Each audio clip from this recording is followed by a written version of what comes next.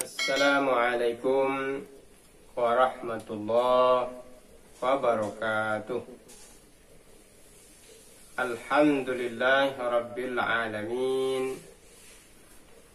Allahumma salli ala Sayyidina Muhammad wa ala ali Muhammad. Pada kesempatan kajian kita kali ini akan mencoba menjelaskan tentang perbuatan amaliyah apa saja yang dapat menghapuskan, menggugurkan dosa-dosa yang telah dilakukan oleh umat manusia, oleh seseorang. Sesungguhnya penghalang seseorang manusia mendapatkan rahmatnya Allah, penghalang manusia tidak mendapatkan surganya Allah adalah dosa, atau yang dalam bahasa Arab disebut dengan zambun. Kalau kita mengkaji di dalam Al-Quran,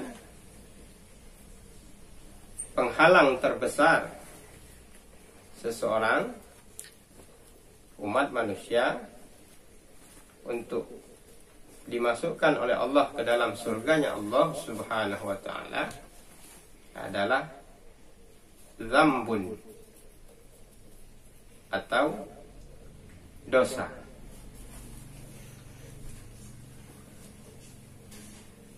Zambun atau dosa di dalam Islam terbagi kepada nau'aini, terkelompok ke dalam dua bagian. Ada zambun shagirun, dosa kecil, dan ada zambun kabirun, atau dosa besar.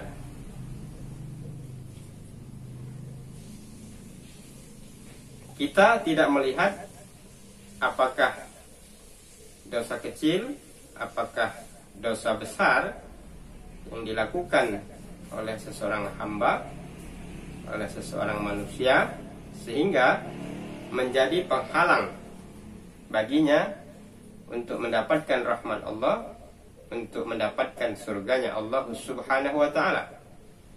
Akan tetapi yang jelas, zambun atau dosa merupakan penghalang Allah Subhanahu wa ta'ala untuk memasukkan seorang hamba ke dalam surganya Allah Subhanahu wa ta'ala.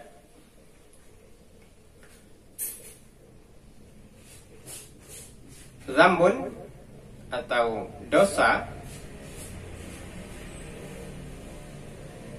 di dalam hadis Rasulullah SAW sudah menjelaskan bahwasanya salah satu kelemahan umat manusia ini, umat Muhammad SAW ini, adalah tergoda nafsunya, tergoda hawa nafsunya untuk senantiasa melakukan zambun, melakukan dosa.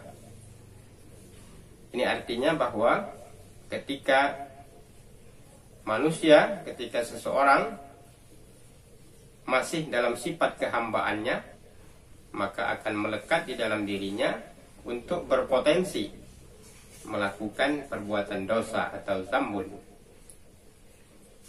Innal insan, sesungguhnya al-insan, insan itu manusia, mahallul khata', wan nisyan, tempatnya berbuat khilaf dan tempatnya berbuat kealpaan. Mahallul khata wan nisyan. Itulah fitrah manusia. Bukan manusia namanya kalau di dalam perjalanan hidupnya, di dalam perjalanan usianya tidak melakukan perbuatan dosa. Dan kita menyadari tentunya hanya pribadi kita masing-masing yang mengetahui apa sesungguhnya kelalaian-kelalaian, apa sesungguhnya dosa-dosa yang telah kita perbuat, baik terhadap Allah Subhanahu wa ta'ala selaku pencipta kita, maupun barangkali dosa terhadap sesama umat manusia. Tetapi Allah Subhanahu wa ta'ala tidak melihat betapa besar, betapa banyak sesungguhnya dosa yang telah dilakukan oleh seseorang, tidak. Tetapi Allah Subhanahu wa ta'ala melihat bagaimana seseorang hamba mengakui akan kehambaannya bahwa dirinya pernah melakukan perbuatan dosa. Dan ketika dia menyadari bahwa dirinya telah melakukan dosa, maka dia tubu ilallah, maka dia bertaubat kepada Allah Subhanahu wa ta'ala dan berazam di dalam hatinya dengan sekuat-kuatnya untuk tidak lagi melakukan perbuatan dosa seperti yang pernah dia lakukan selama ini.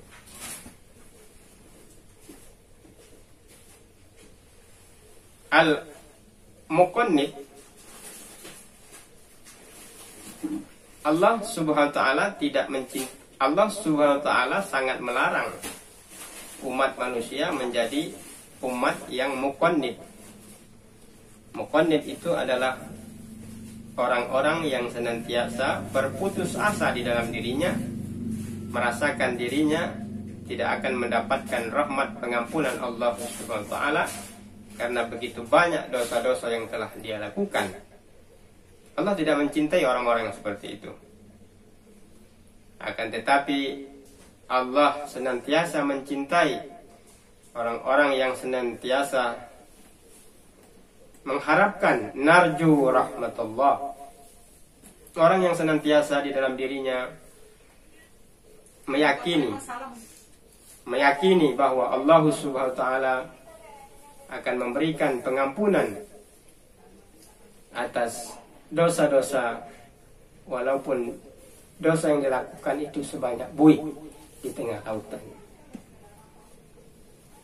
Hadirin para penikmat channel YouTube Darul Bulum TV yang berbahagia, kajian kita pada kesempatan kali ini sangat spesial. Saya akan mencoba memberikan apa saja amal-amal, apa saja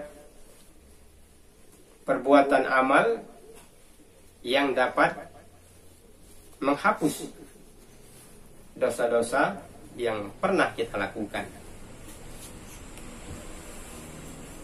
Dan ini menjadi spesial karena kita sekarang sedang berada di bulan suci Ramadan.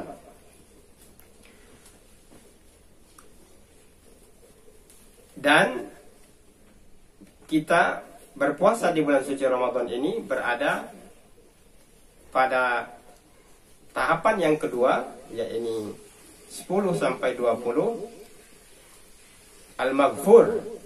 Allah Subhanahu wa ta'ala khusus memberikan pengampunan kepada hamba-hamba Allah yang senantiasa berlari dengan cepat untuk mendapatkan pengampunan Allah Subhanahu wa ta'ala.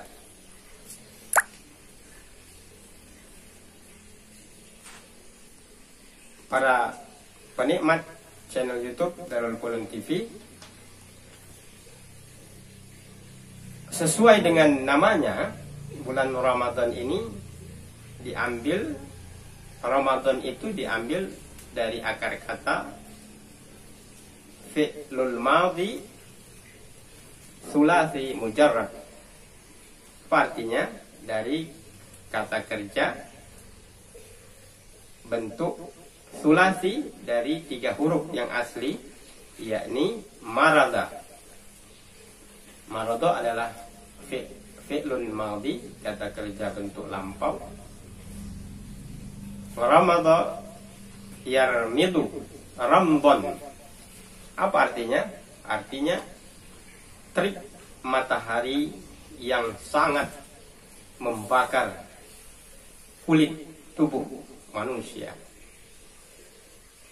Kita dapat bayangkan bagaimana ketika kita beribadah haji di kota Al-Makkahul Mukarramah dan di kota Al-Madinatul Munawwarah, begitu luar biasa kita merasakan panas yang begitu menyengat dan membakar kulit.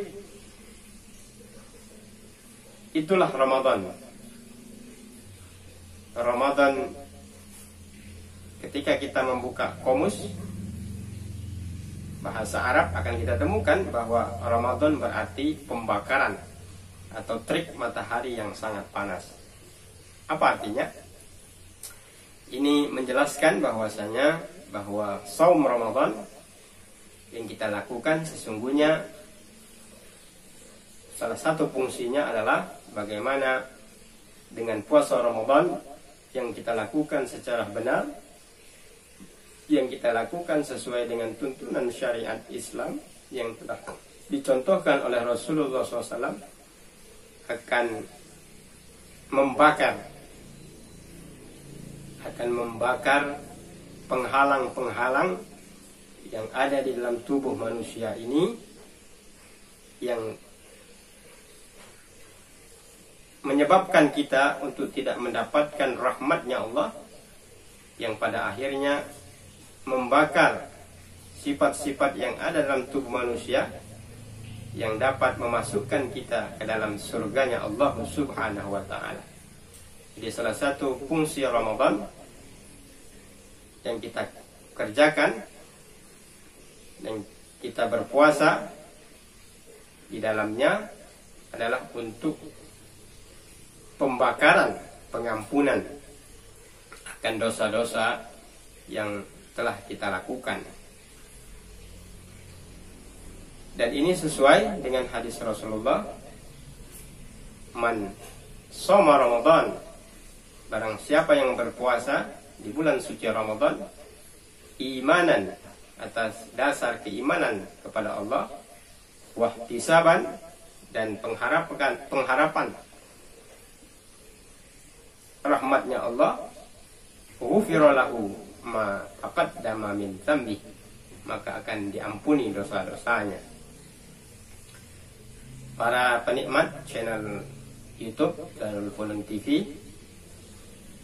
kesempatan kali ini saya akan memberikan sesuatu yang spesial, yang kalau diibaratkan satu alat penghapus, mendelete dosa-dosa kita hadapan Allah Subhanahu wa ta'ala.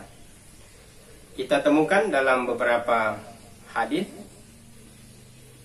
dan kajian-kajian yang telah diberikan oleh para sahabat Rasulullah, para alim terdahulu, bahwasanya penghapusan dosa itu yang pertama bisa dilakukan dengan at-tazkir.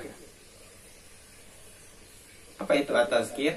Tazkir adalah mengingat Allah, pengingatan. Zakara yuzakiru tazkir, mengingat Allah, menyebut nama Allah. Tazkirun katsirun, menyebut nama Allah dengan sebanyak-banyaknya. Dan ini sesuai dengan apa yang diperintahkan oleh Allah, ya ayyuhalladzina amanu wahai orang-orang yang beriman, uzkurullah, maka ingatlah kepada Allah, sebutlah nama-nama Allah, zikran katsira, dengan zikir yang banyak. Nah, para sahabat Rasulullah, para alim yang terdahulu telah memberikan, mencontohkan beberapa zikir yang diambil dari sumber-sumber hadis Rasulullah SAW. Silakan para soimat mengamalkan zikir-zikir yang barangkali selama ini sudah menjadi kebiasaan.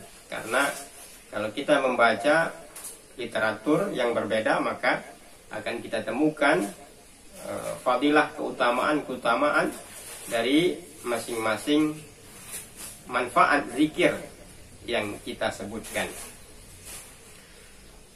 Dalam kesempatan kali ini saya akan menjelaskan beberapa zikir, amalan yang dalam keterangan hadis dijelaskan ketika kita menyebutkan zikir ini, maka Allah akan lebih cepat menghapus dosa-dosa kita. Yang pertama, misalnya kita harus mengamalkan dan mendawamkan tazkir atau zikir astaghfirullah hal azim. Artinya, astaghfirullah, saya memohon ampun kepada Allah Subhanahu wa taala al azim, yang sangat agung. Nah, para ulama menjelaskan hitungan berapa banyak tazkir itu, zikir itu harus kita ucapkan.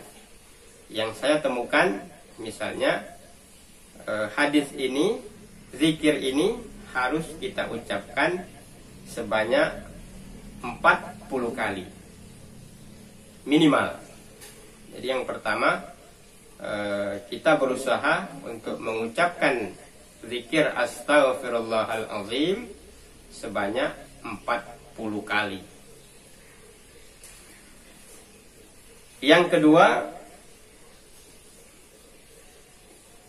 kita harus memperbanyak mengucap sholawat kepada Rasulullah Sallallahu Alaihi Wasallam. Dari keterangan yang saya baca, sholawat itu kita baca minimal 40 kali. Allahumma sholli ala Muhammad wa ala ali Sayyidina Muhammad. Dalam hadis kita temukan betapa banyak keutamaan, fadilah-fadilah yang akan didapatkan oleh orang-orang yang senantiasa mendawamkan sholawat kepada Rasulullah SAW. Di antaranya misalnya taksyiful humum wal humum wa tuksirul arzaka wa tuqdal hawaij. Barang siapa yang mendawamkan sholawat kepada Rasulullah SAW, maka akan terbebas dari beberapa penyakit hati. Yang pertama adalah taksyiful humum, kesusahan, hati yang senantiasa susah. Yang kedua, al-humum, akan dibebaskan dari penyakit kesedihan. Yang ketiga, tuksirul arzaka, akan diperbanyak rezeki oleh Allah Subhanahu wa taala.